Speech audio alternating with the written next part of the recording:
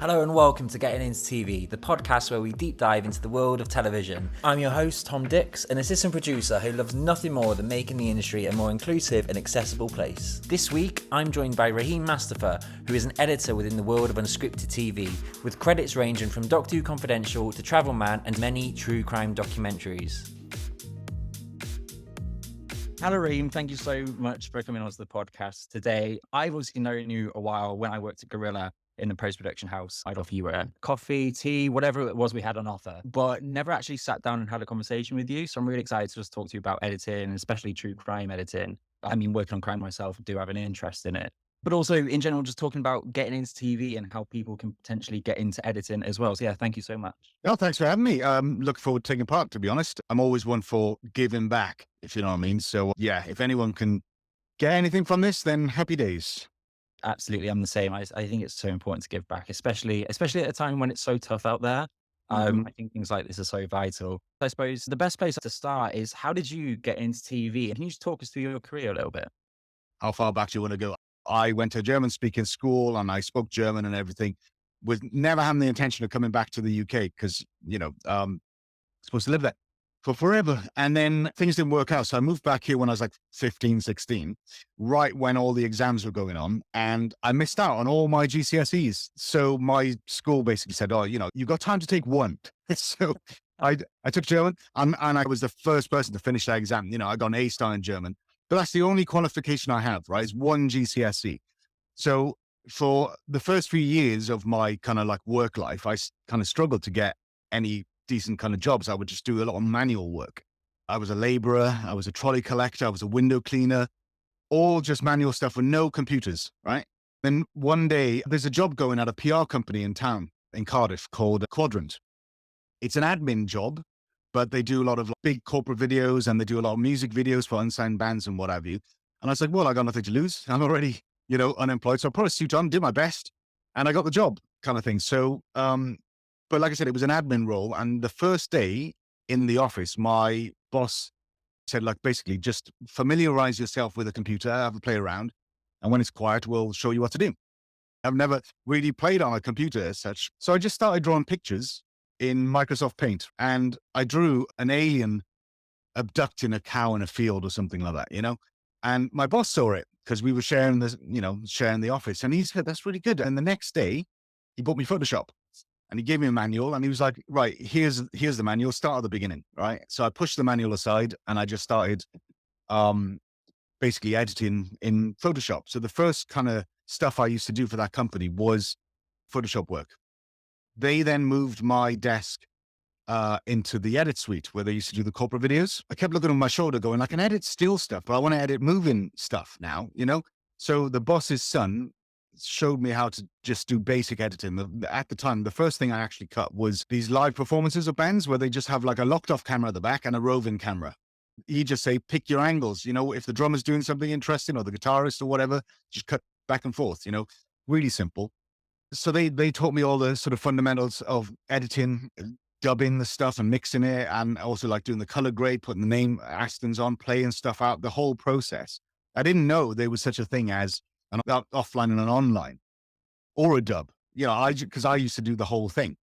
I think it's really interesting to just hear that you never intended on being in telly. Yeah. At all, it sounds like.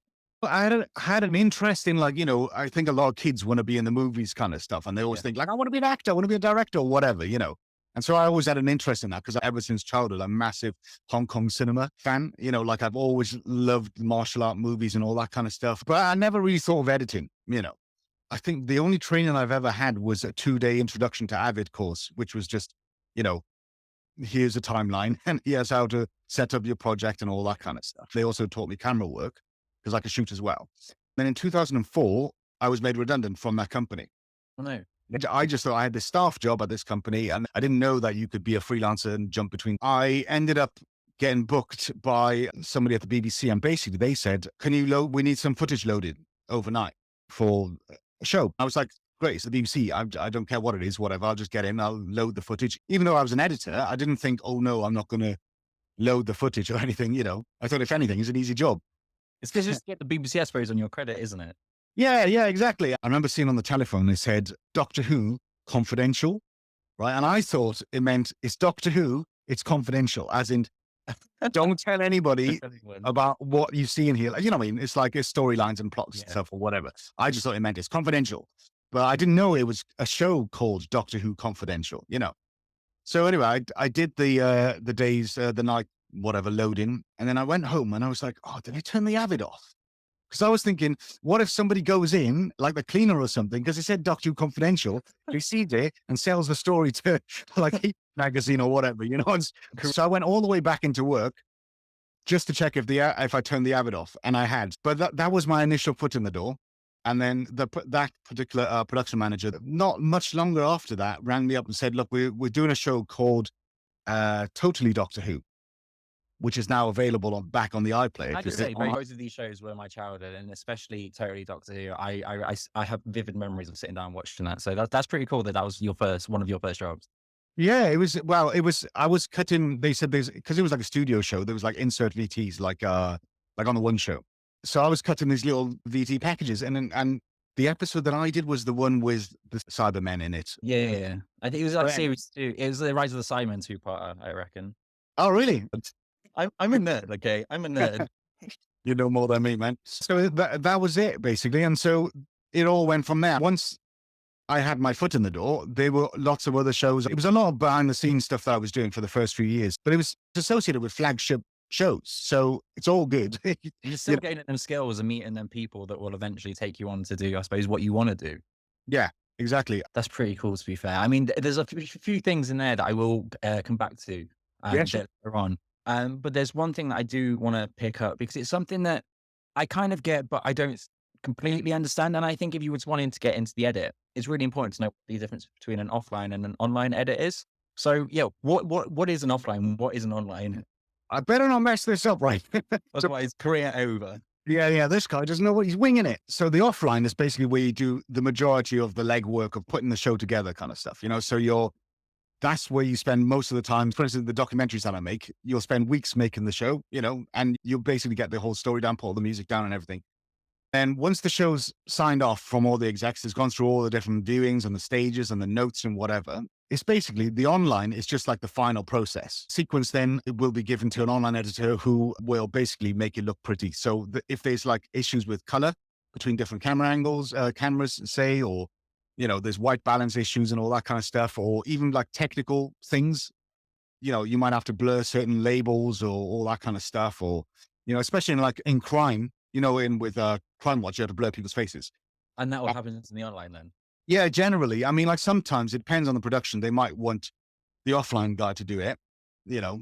But often or most of the time it's done in the online. And the same thing, they'll do the name straps and they'll put the credits at the end and these sort of things. And also like if it's for ITV or you know, or it's got Channel 4, it's got ad breaks in it, then they'll split it all up. And also they'll do different versions and stuff because obviously some docs get sold around the world and they've got to create a different version for it. I've done a little bit of that, but I personally find online editing quite scary because I'm the last person to, like, you know, the buck stops with me kind of stuff. I got to be able to fix all this kind of stuff. So that's why I prefer just stick to offline.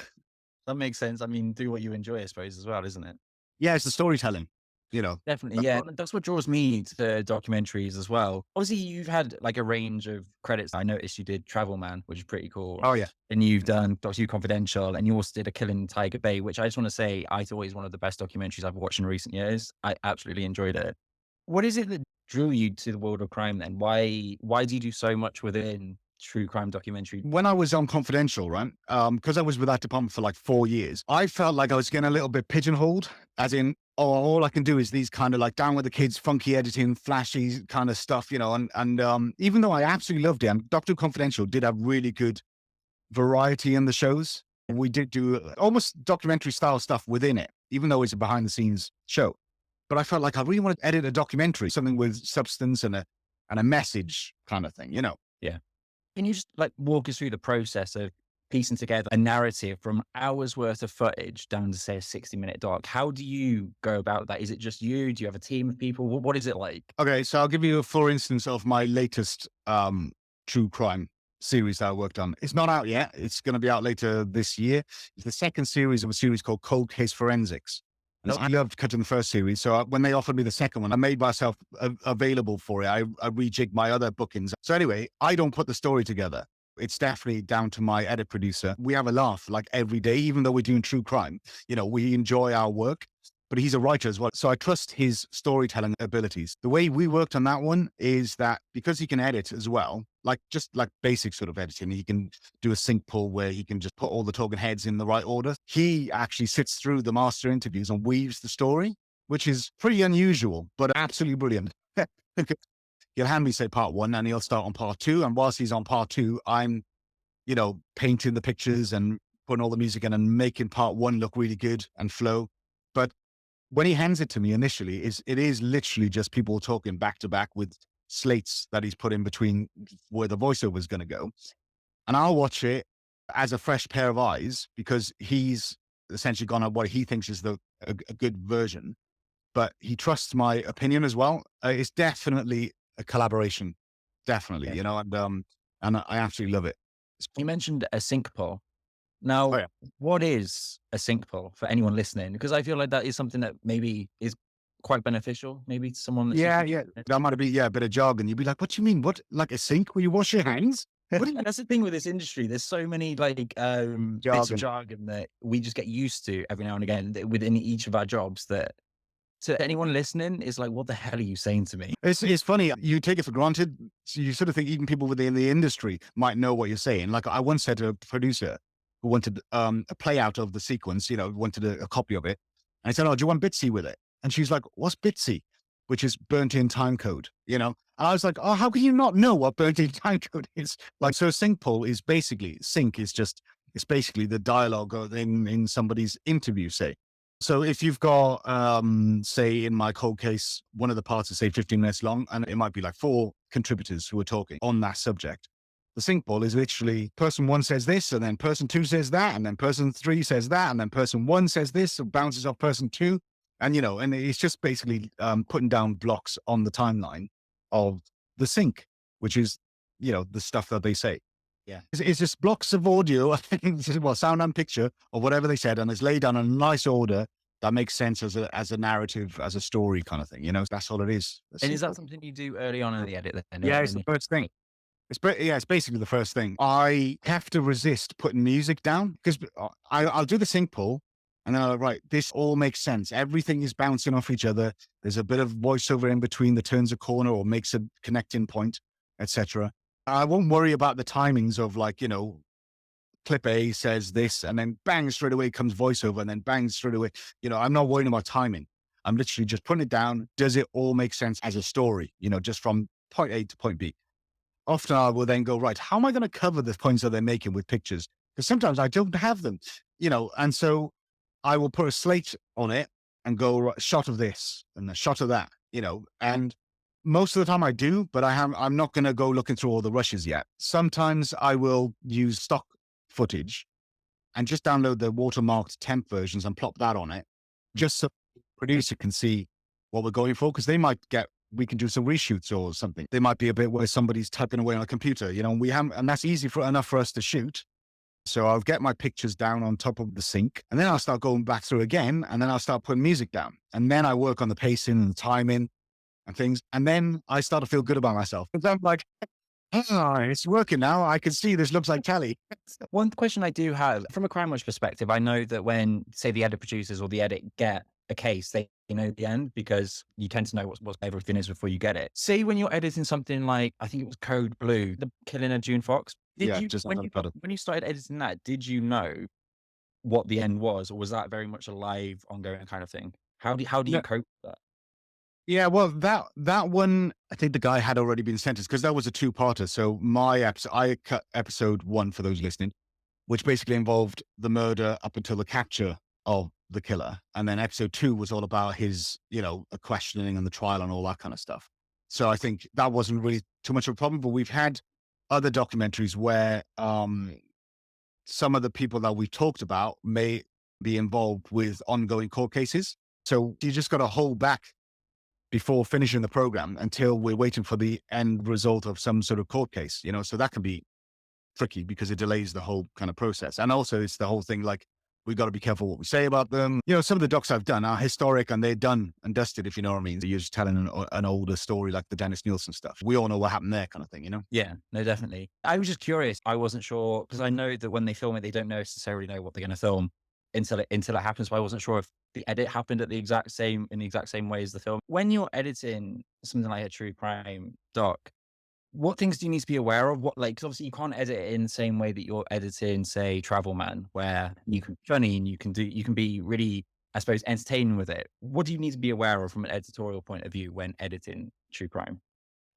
For us, it's always about the victims or those left behind. It's never about the killer. It was never about glamorizing the killer. Of course, you know, if you've got somebody like, say, Dennis Nielsen, then it's kind of like the Jeffrey Dahmer thing. You know, it's the unknown people, Yeah. known killers.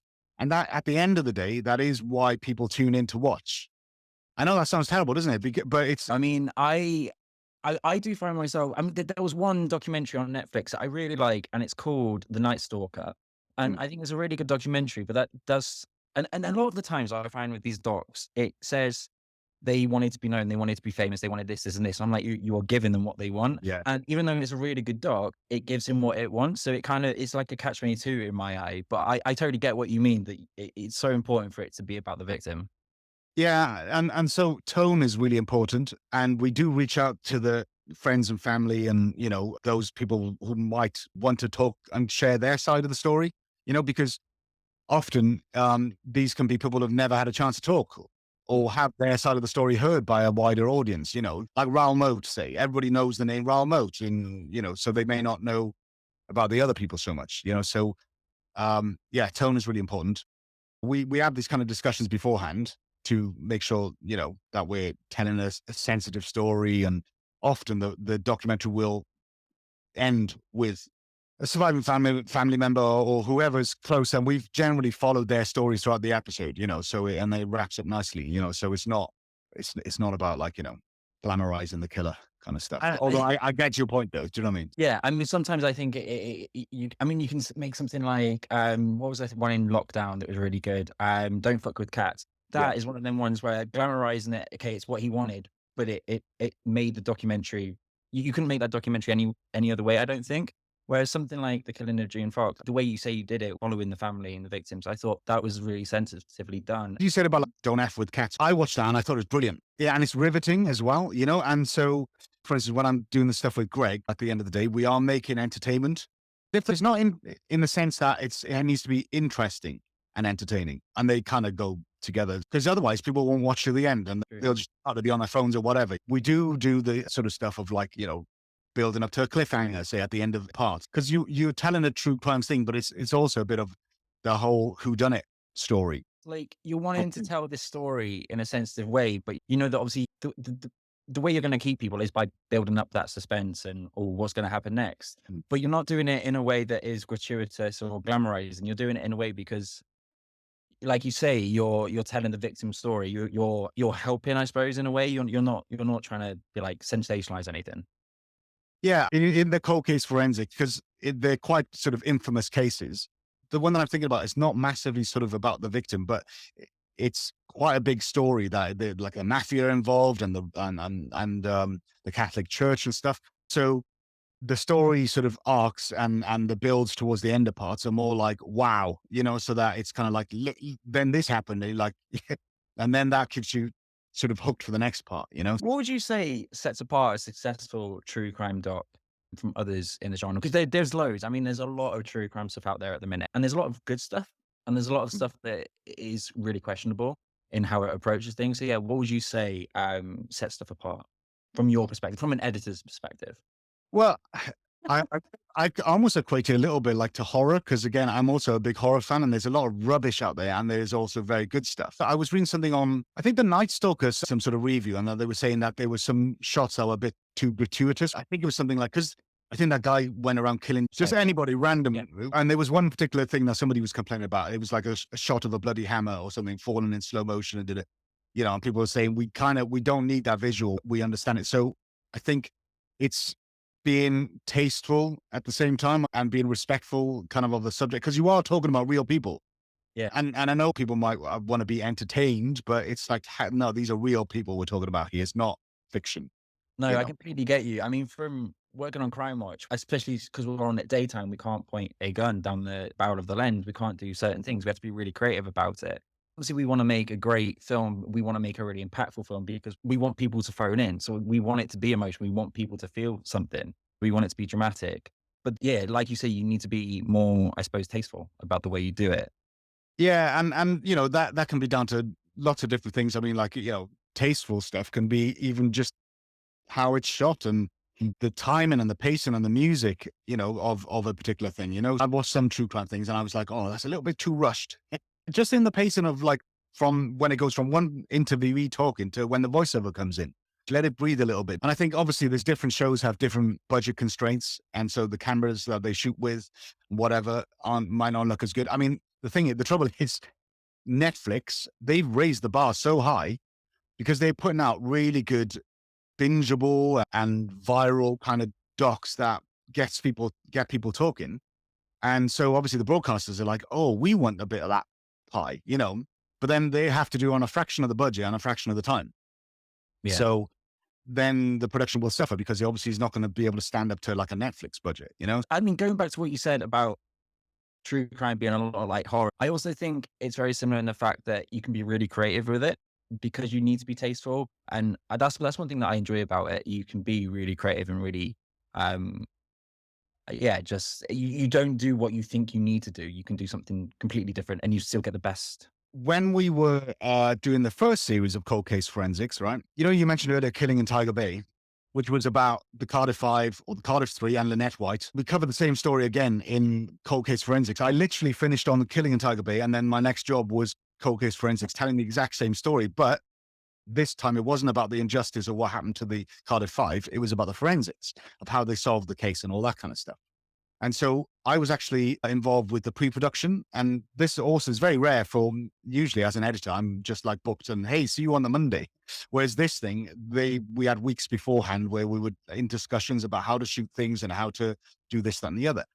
And so we were talking about how to handle the reconstructions, right? Because obviously in a lot of true crime docs, they'll have an actor, somebody who looks like the victim or looks like the killer, and they'll shoot them blurry or whatever. And I was like, well, the trouble is if we get actors in to play the parts, then what if we need to do reshoots? Because then we're going to have to get those guys back in. And what if we have to build a set and it's been taken down? We have to build a set again and all this kind of hassle. At the time, I just finished playing a PlayStation 4 game, right, called Detroit Become Human. And it's a big budget, futuristic kind of game. And you play like a robot slash cyborg police detective, an American thingy. And he solves crimes in the story and is a story driven kind of thing. When he goes to a crime scene, it goes a POV shot of what this detective is seeing.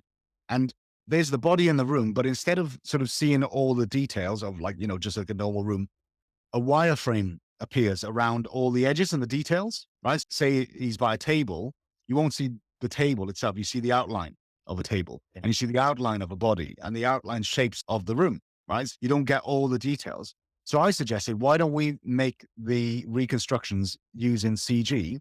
And then if we need more clips in our episode, we just say to the graphics guys, create us another file by turning the camera the other way.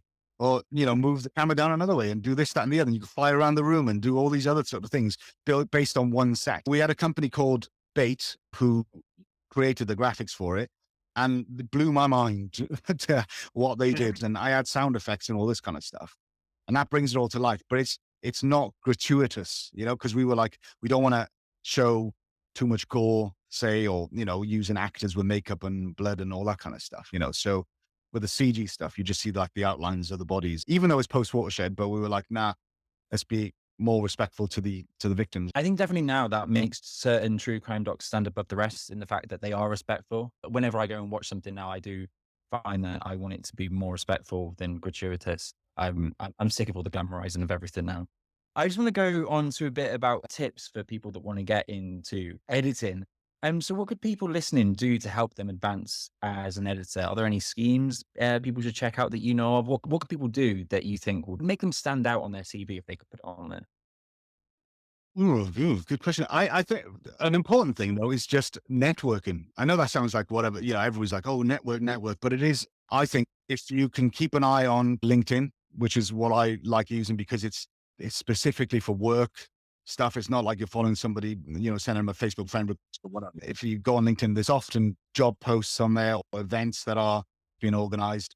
Often the production company, the production houses might put on an event, or there's like an editor's networking event. So you can just type in, whatever city you're from or town you're from, like for us, Cardiff editors, and see what comes up. So wherever you are on the country, do the same thing. And if there's like networking events, get yourself down there, introduce yourself, and then start talking to people. I remember when I first started networking and going to these things, it sounds absolutely scary. Just go into a room of people you don't know in an industry that you really want to get into and just talk to them. And you just stand there a bit like, oh my, what the hell am I doing here? But people are more than happy to talk. They want to help and they want to just talk to you about what they do. I suppose one good thing is if you know who might be attending these events, research them, have a look at what programs they do, because that's what people like. They like to know that you can do your research. Oh, absolutely. The other thing actually is look out for mentoring or mentorship programs, because I mentor somebody. In fact, I met them the other day. They came down. They live in Brighton, came here to Cardiff on Saturday, and also mad into Doctor Who. So I actually said, I'll take you on a tour of all the locations around Cardiff where they filmed Doctor Who. Right. Well, not all of them. There's too many. They loved that. And we were chatting and got talking a little bit about editing and what have you. So that's organized through RTS Wales. Obviously, it's a regional thing, RTS. There's other places. So just try and reach out to them, see if there's any mentoring kind of stuff you can get, some advice from working professionals, be they editors, camera people, sound people, anybody really in the industry. Like if you want to be an editor, maybe it might be worth just getting your foot in the door regardless. Even if you want to get to a different kind of job within the industry, because sometimes it'll pan out completely differently. It's the key thing is like getting your foot in the door. Email the production houses or the independent production companies in your area or wherever you're willing to travel to, and send in your CV. I have the same trouble today. If I email a company in London, they have no idea who I am. So I'm like, are they going to answer? I don't know. I got a good CV, but it means nothing. Everyone is in the same boat at some point in their life. So you're completely right there. I want to just sit in and edit and just see everything come together, because I'm very much used to doing the interviews and then seeing a 60-minute interview get cut down to say 30 seconds. I'm just fascinated in how that happens. So I can see why it would be exciting. Yeah, it can be also like when you're saying 60-minute interview down to hardly anything. It's a challenge, isn't it? Because sometimes you've got time restraints because you can't physically listen in the time you've got to all the interview. Like some of these master interviews are like 3 or 4 hours long. That's a challenge. But just to say also, a very good thing that we use on long form documentaries is AI transcription services. I know AI is a bit of a dirty word, whatever, but previously, whenever there was like a master interview, like a sit down 2-hour interview, some poor soul in the office had to transcribe all that. That was one of my first jobs on Crime Watch back 4 years ago. And oh my God, I hated it so much. Yeah. Yeah. And I remember I was like, oh man, that's got to be a nightmare. Cause you imagine like somebody's talking for 4 hours and you go press stop, rewind. Oh, I missed a bit. Da, da, da. And then it just comes out as a huge big Word doc. And you might put a time code at the start where the question's asked. And if somebody's giving you a 5-minute answer, you might go somewhere in between, you put another time code, roughly, moving along. The edit producer might go, right, okay, the bit that I want is between this time code and that time code. And then they'll hand me those time codes and I have to go back to the interview, listen to it, find that bit, put it down on the time. And it's slow. Whereas the AI transcription services, such as Sonic's AI or Trint, you upload the master interview as a video file or a sound file, but preferably with a video file on it with a burnt-in time code that matches the time that's on the card, the time of day time code, and upload all that. And it transcribes it quicker than real time. It's ridiculous, and it gets some mistakes and what have you. But the best thing is no matter where a line of sync is that your edit producer wants, if he just highlights that, it automatically gives you the time code. So every single clip has a time code. So he bungs that, he copies that across into the working script. And then also he can then listen and look at the clip before selecting it. So what looks previously when you used to do the transcribing, it would look great as a piece of, as a line on paper. But when you listen to it, the inflection could be wrong or you're talking quickly and it doesn't quite work. Whereas in Trint, you can listen and then make a call, then go, it's not going to work. I'll choose an alt take. Definitely saved my life a lot on the last series of Crime Watch. Just touching briefly, what programs are really good for new editors? Well, the industry is avid. Yeah. If you want to end up working in telly, they have the monopoly. They may not be the best software. I'm always moaning about Avid. I've never met an editor that doesn't moan about Avid.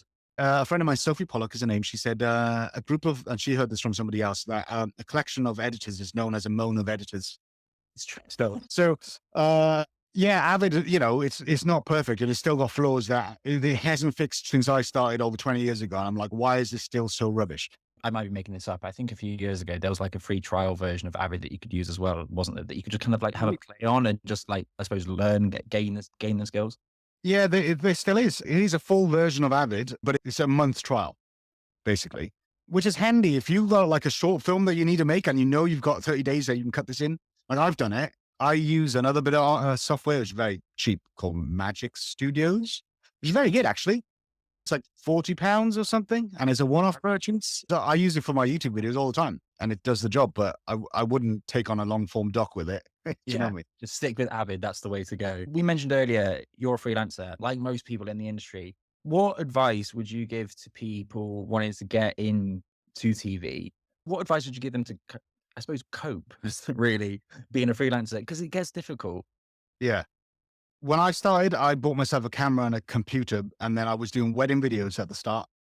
Just because I had peaks and troughs and I was new on the market as a freelancer, I didn't know when work was going to come in. Also, I wouldn't recommend doing wedding videos. There's a high responsibility.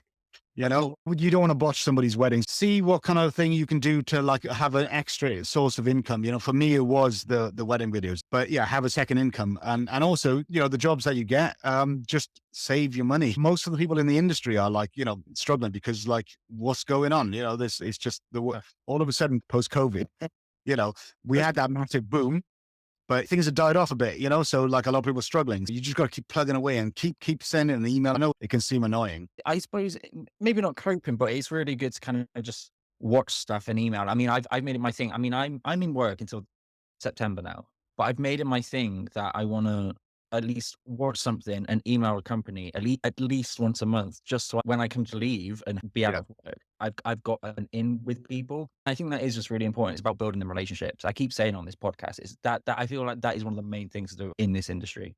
Yeah, actually, a top tip, like I said, is keep watching stuff, right? So if you see any shows, any docs or whatever, any show that you like, watch the credits at the end and then get the names of the production manager, producers, or whoever, because they always have the end board that has the name of the production company that made it. Go on their website, find the people that you can contact, even if it's just sometimes they only have the info thing, but just email them and say, look, I saw this show, thought it was brilliant. I do this, that, and the other, and offer your services. Then, you know, please keep in mind, here's my CV. And I mean, everybody likes to be complimented, you know, and if you can just do that on LinkedIn, then I'm sure they'll like that. Definitely. I think it's the best starting point. That brings me perfectly onto my last question is what are you watching and listening to at the minute? This is always the question that gets people. They're like, they speak so well for the whole hour and then they're watching and they're like, oh God, I don't know. And it was like, Well, you guys. no, because the funny thing is, right, and this is kind of quite embarrassing, but I don't care. Since a young age, I've been into professional wrestling. And so everybody's going to judge me now. I know that, but I don't care. Put it into my veins, right? I can't stop watching it. No, I mean, fair enough. But the last thing that I did kind of watch was The Detectorists on, I think I watched it on iPlayer over the Christmas holidays. Brilliant series. It's like nothing much happens, but it's all just nice and really just, I don't know, it's warmed, brilliant. I suppose you need that after a day doing true crime stuff. You just want something warm and cozy. I always watch First Dates when I've finished like a 12-hour day filming with the victim or doing a reconstruction. I'm like, I just need something nice and warm where like people are just nice. Well, thank you so much, Rahim, for chatting. It's been really nice just, I suppose, to chat to you and just have an insight into the editor's side of the true crime world and having worked on the production side of it. No, thank you. My pleasure. Thank you so much for listening this week, guys. Make sure that if you want to keep up to date with anything to do with getting into TV, go and check us out on Instagram and Twitter. And I've got a load of new episodes coming over the next couple of months, so you won't want to miss a thing. Make sure you leave a like, comment, and subscribe wherever it is you get your podcasts, and I will see you very soon.